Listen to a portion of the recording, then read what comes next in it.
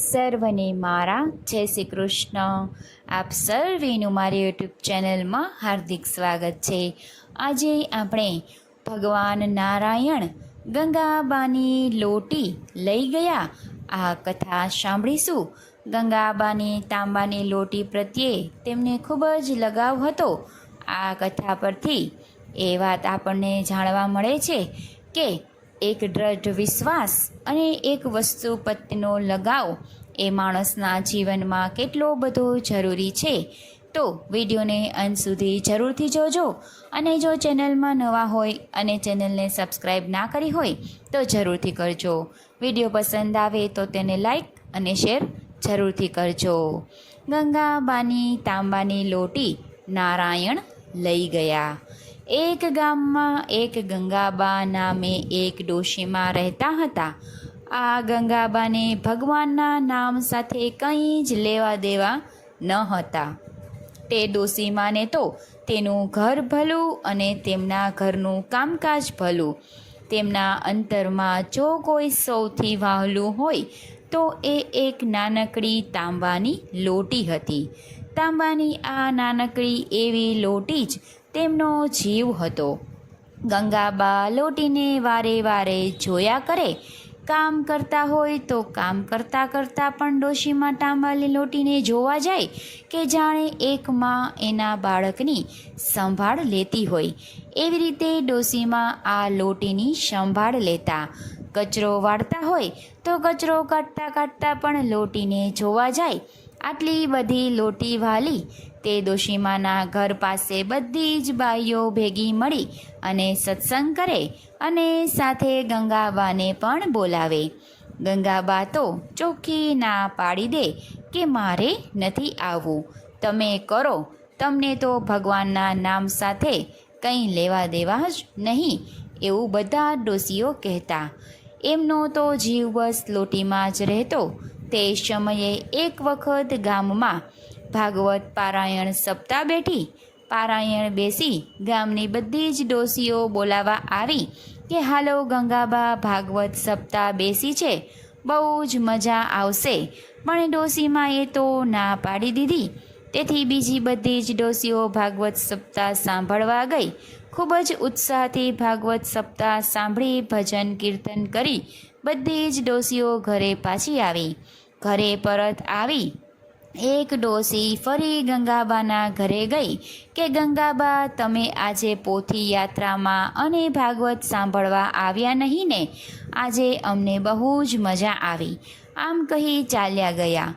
બીજે દિવસ થયો એટલે ફરી બધી ડોશીઓ કથા સાંભળવા ગઈ.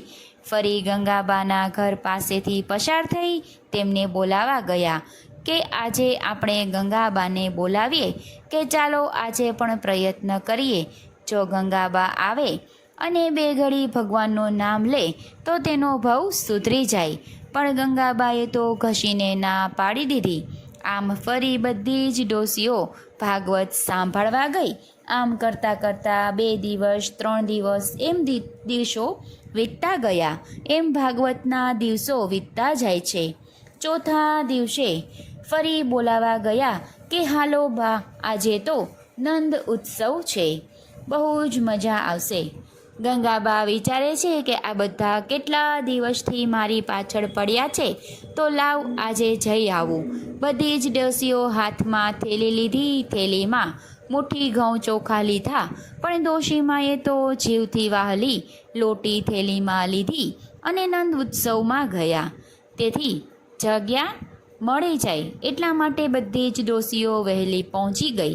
આગળ જઈ અને બેસી ગઈ. અને ગંગાબા તો મંડપ બાંધેલા હતા ત્યાં એક થાંભલા પાસે જઈ અને બેસી ગયા. આંખો બંધ કરી અને બેઠા. બીજી બધી જ ડોશીઓ વડા દાદાની રાહ જોઈને સત્સંગ કરતા હતા.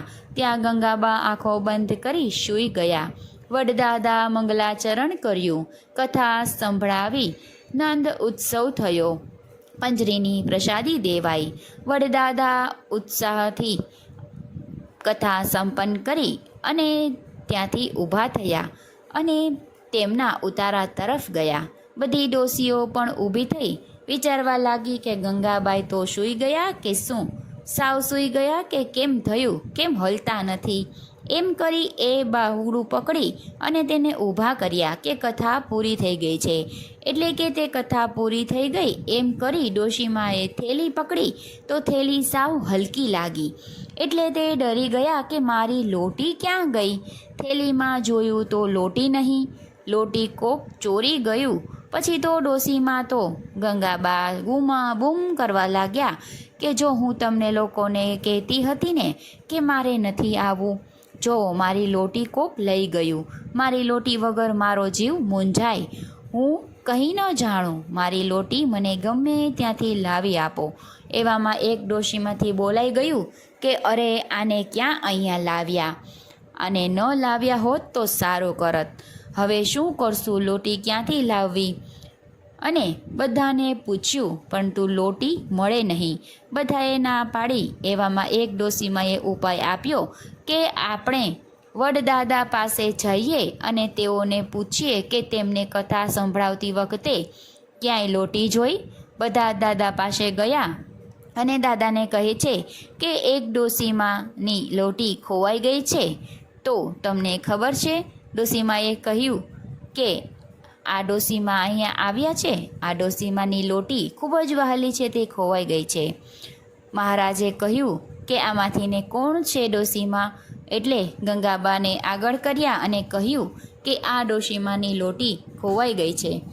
તો તેમને કહ્યું કે તેઓ કથામાં આવવા તૈયાર ન હતા અને આવ્યા છે. આજે અમે એમને ધરાળ લઈ આવ્યા છીએ અને એમાં અનંતરથી વહાલી તેમની લોટી કોઈક લઈ ગયું છે. આ લોટી કોણ લઈ ગયું છે? મહારાજે પૂછ્યું કોણ છે ગંગાબા? એટલે કહ્યું કે આ રહ્યા ગંગાબા. મહારાજ ઓળખી ગયા કે હું આવ્યો ત્યારે સૂતા હતા, એ આ જ ડોશીમા છે. હું કથા શ્રવણ કરાવતો હતો ત્યારે પણ નહોતા જાગ્યા, એ જ ડોશીમા છે આ. મહારાજ એની બુદ્ધિ વાપરી અને કહ્યું અરે હા ડોશીમા, તમારી લોટી તો મેં જોઈ હતી, એક છોકરો લઈ જતો હતો. એટલે ડોશીમાએ બધી જ ડોશીઓને ધક્કો મારી મહારાજ આગળ ગયા અને કહ્યું મહારાજ એ કોણ હતું? મારા લોટી કોણ લઈ ગયું છે? મહારાજ કહે હું નથી ઓળખતો, પણ એનું નામ નારાયણ હતું. ડોશીમા તો દોડાદોડી કરી અને ગોતવા લાગ્યા કે કોણ છે નારાયણ, ક્યાં ચાલ્યો ગયો? નારાયણ કોનો છોકરો છે? આખા ગામમાં તપાસ કરી પણ ક્યાંયથી મળ્યું નહીં. રાત થઈ ગઈ પણ લોટી મળી નહીં. રાત્રે ભોજન પણ ન લીધું, ન સૂતા, આખી રાત એમનેમ પસાર કરી નાખી. આમ કરતાં સવાર થઈ ગઈ. સવારે આજે તો કથાનો 5મો દિવસ હતો, તેથી આજે તો ઊંધું થયું. ડોશીમાં બધી જ ડોશીઓને બોલાવા ગયા. તેને એમ કહ્યું કે કથામાં જવાને મારી લોટી મળી જાય તો બધી જ ડોશીઓ સાથે મળી અને ગઈ. રોજની જેમ વહેલું હતું તેથી ભજન કરવા લાગ્યા. આજે તો ગંગાબાએ કહ્યું કે હું ભજન ગાઈશ, તમે બધા સાંભળો. એમ કહી અને એક લીટીનું ભજન ગાયું કે હું તો ગઈતી સાંભળવા પારાયણ, મારી લોટી લઈ ગયો નારાયણ. આ એકની એક લીટીનું સ્મરણ કરતા રહ્યા. આમને આમ લોટી લોટી કરતાં કરતાં કથા પૂરી થઈ ગઈ. બધા ઘરે ગયા. ફરી સાંજે સત્સંગ કરવા બેઠા. ત્યાં પાછું ચાલુ કર્યું કે મારી લોટી લઈ ગયો નારાયણ. આમ બધા જ કામ કરતાં કરતાં સૂતા ઉઠતા બેઠતા આ જ લીટી ચાલુ ને ચાલુ. પછી તો ગામના છોકરાઓ પણ ડોશીમાની ભજનની લીટી કરતાં ગાતા ગાતા તેમની લોટી મળીના આવાજ ઉઠાવતા. એમ ઉદાસ મને કહ્યું કે મને લોટી નથી મળી. આ નારાયણ તો બધે જ શોધી વળી, પણ ક્યાંથી મળે નારાયણ? એમ કોઈને નારાયણ નથી, એમ ઓળખાણ ક્યાંથી કાઢું કે કોનો છોકરો છે નારાયણ? આમ કરતાં આજે કથાનો 7મો દિવસ હતો અને લોટી ખોવાયાનો 3જો દિવસ હતો. ત્યાં તો આખા ગામના લોકો નારાયણ નારાયણ કરવા લાગ્યા. તેમાં લક્ષ્મીજીએ કહ્યું કે પ્રભુ જોવો, આ ડોશીમાં તમારા નામનું સ્મરણ આખા ગામમાં લોટી નારાયણથી કરે છે. આ ગંગા ડોશીબાના ખાતા પીતા પણ બંધ થઈ ગયા છે. તેથી લક્ષ્મીજીએ વિષ્ણુ નારાયણને કહ્યું કે પ્રભુ, તમે લોટી ડોસીમાને ધરતી પર જઈ અને આપી આવો. નારાયણે બાળ સ્વરૂપ લઈ અને લોટી આપવા ગામમાં આવ્યા. કથાનો છેલ્લો દિવસ હતો. એક બાળક આવી ડોસીમાને પૂછ્યું, માં તમારી લોટી મળી? ત્યારે બાળ સ્વરૂપ આવેલા નારાયણે કહ્યું કે ચાલો તમારી લોટી તમને અપાવું. અને એ નારાયણ બાળ સ્વરૂપ આવી અને ડોસીમાના હાથમાં લોટી આપી. ત્યાં તો ડોસીમાએ હાથમાંથી લોટી ખેંચી લીધી અને આમ તેમ ફેરવી જોવા લાગ્યા અને કહ્યું કે તારું નામ શું છે? તો કહું કે નારાયણ. ત્યાં તો ડોસીમા હાથ પકડવા ગયા, ત્યાં બાળ સ્વરૂપ નારાયણ ભાગી નીકળ્યા. સાંજનો સમય થયો. કથાનો પૂર્ણાહુતિનો દિવસ હતો. એક ડોસીમા ગીત ગાતા હતા. ત્યાં જ રસિયો રૂપાલો રંગ રેલિયો, ઘેર જાઉં ગમતું નથી. એટલામાં ગંગાબા બોલ્યા કે ગીત તમે નહીં, હું ગાઈશ. બધી જ ડોસીઓ વિચાર કરે છે કે આ ફરી એકનું એક ગીત ગાશે. એટલે એક ડોસીએ પૂછ્યું કે ડોસીમા તમારી લોટી મળી? એટલે ડોસીમાએ કહ્યું હા. એટલે પેલા ડોસીમાએ કહ્યું કે તો હવે લોટી લોટી નહીં કરો ને? ગંગાબાએ ચાલુ કહ્યું, હું તો ગઈ તી સાંભળવા પારાયણ, મારી લોટી દઈ ગયો નારાયણ. ગંગાબાએ છેક પોથી યાત્રા પૂર્ણ થઈ ત્યાં સુધી આ ગીત ચાલુ રાખ્યું. અને કથાનો ભાવાર્થ એ છે કે તમે ભગવાનના ભજન ભક્તિ ન કરો તો પણ તમારું કંઈક મેળવવા પાછળનો જિજ્ઞાસા સાચી હશે તો ભગવાન વગર ભક્તિએ પણ પૂરી ભક્તિ સાથે તમને તે આપશે જ. તો સર્વને મારા જય શ્રી કૃષ્ણ.